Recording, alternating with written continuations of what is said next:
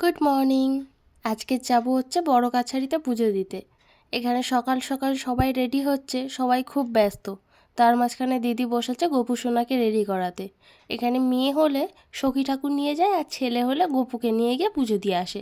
এই গপুটা ওদেরকে দিয়ে দিতে হবে, কিন্তু তবুও গপুকে সুন্দর করে সাজিয়ে গুছিয়ে আমরা বের হবো। চলো নিচে যাই। নিচে জামাইবু রান্না করতে বসেছে, এক কাপ চা খেয়ে চটাপট রেডি হই। এখানে আমরা রেডি হয়ে গেছি, কিন্তু যার জন্য পুজো তাকে তো রেডি করাতে হবে, তাই তাকেও একটু সুন্দর করে রেডি করিয়ে দিয়েছি।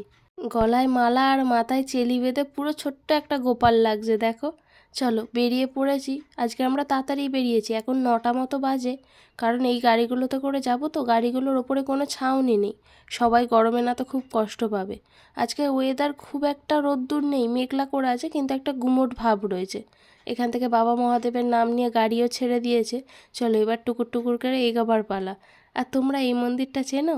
এটা স্বামীনারায়ণ মন্দির, পৈলানে রয়েছে, কলকাতার এতে পড়ে। এখানে আমরা এর আগেও এসেছি, খুব ভালো। মন্দিরটার ভেতরে এত সুন্দর ঘোরার জায়গা আছে, তোমরা না আসলে একবার ঘুরে যেও, খুব সুন্দর ভেতরটা। চলো। অফিস টাইমে বেরিয়েছিলাম, কিন্তু তবুও আজকের রাস্তা দেখো মোটামুটি ফাঁকাই রয়েছে। আমরা তো কেবিনে বসেছি, কিন্তু পিছনে যারা বসেছে গাড়ির পিছনে তাদের খুব কষ্ট হচ্ছে। এখানে বাবা বড় কাছারির দরজার দর্শন পেয়ে গেছি। আরেকজনের মুখে হাসি দেখেছো? ওর মুখে সব সময় হাসি, রাস্তায় লোক দেখলেই তার হাসি পায়। এখানে এসছি ওর ওজন করাতে। ওর ওজন করিয়ে ওই ওজনে বাতাসা হরিণ উঠ দেওয়ার কথা আছে। ওজন করিয়ে এবার বসে পড়েছি ন্যাড়া করাতে। এই যে, আমি অন্য বাচ্চাদের দেখেছি জানো তো, খুব কাঁদে এই টাইমে, মাথায় খুঁট ছোঁয়াতে দেয় না। কিন্তু এই মহারাজ দেখো নিজের আঙুল খেতেই ব্যস্ত, তার কোনো ভ্রুক্ষেপই নেই। তোমরা কমেন্ট করো তো আমাদের গপুকে এই সময় ভাল লাগছে নাকি মাথায় চুল থাকা অবস্থায় বেশি ভাল লাগছিল। চলো আমাদের ডালা গোছানো হয়ে গেছে, এবার আমরা পুজোটা দিতে যাব।